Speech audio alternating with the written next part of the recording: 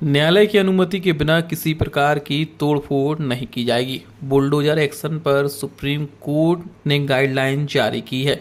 Supreme court ने मंगलवार को एक बड़ा फैसला सुनाते हुए 1 अक्टूबर तक बुलडोजर एक्शन पर रोक लगा दी है।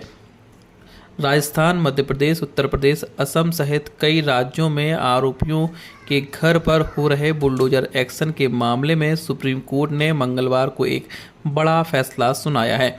सुप्रीम कोर्ट ने मंगलवार को जमीयत उलमाए हिंद की याचिका पर सुनवाई करते हुए 1 अक्टूबर तक अदालत की अनुमति के बिना बुलडोजर एक्शन पर रोक लगा दी है। सुप्रीम कोर्ट ने बुलडोजर एक्शन को लेकर गाइडलाइन भी बनाई है।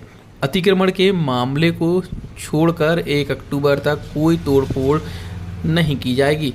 बुलडोजर याचिका पर कार्रवाई करते हुए सुप्रीम कोर्ट ने ये आदेश दिया है।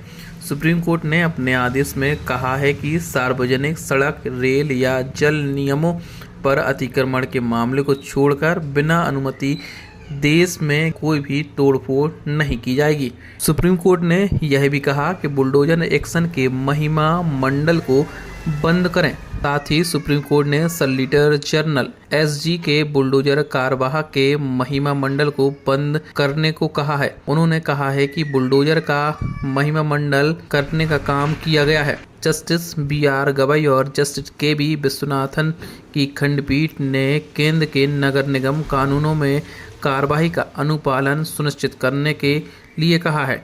जस्टिस गवई ने कहा है कि आप 2 हफ्ते तक अपने हाथ क्यों नहीं रोक सकते। हालांकि सॉलिसिटर जनरल AG ने आदेश पर आपत्ति जताई है। उन्होंने कहा कि पिछले 3 महीनों में विभिन्न राज्यों में नोटिस जारी की गई है। मैं पूरे देश से ऐसा करने के लिए नहीं कह सकता हूं। इस पर जस्टिस गवई ने कहा है कि मैं संविधान के अनुच्छेद 142 के तहत ऐसा आदेश पारित कर रहा हूं।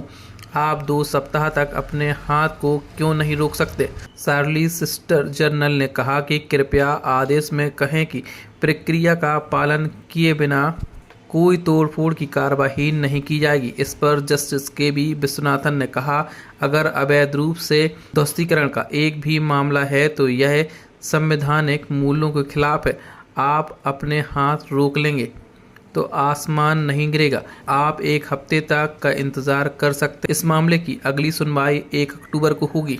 इस याचिका में छतरपुर के हाजी शहजाद अली की कोठी के ध्वस्त होने का भी जिक्र किया गया है। साथ ही अन्य मामले का भी जिक्र किया गया है। इस फैसले के बाद विभिन्न प्रकार की लोगों की प्रतिक्रियाएं भी सामने आ रही हैं।